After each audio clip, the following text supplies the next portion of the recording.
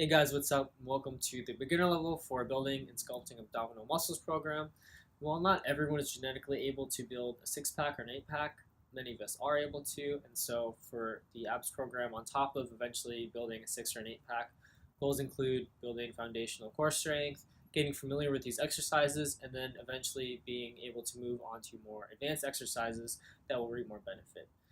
And while these workouts and programs have worked well for us, definitely consult a doctor before starting any new workout program or diet.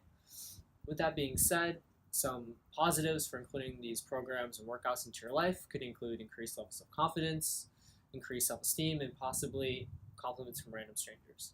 And next up, we're going to do an overview of all the exercises that will be included in the beginner level ab program.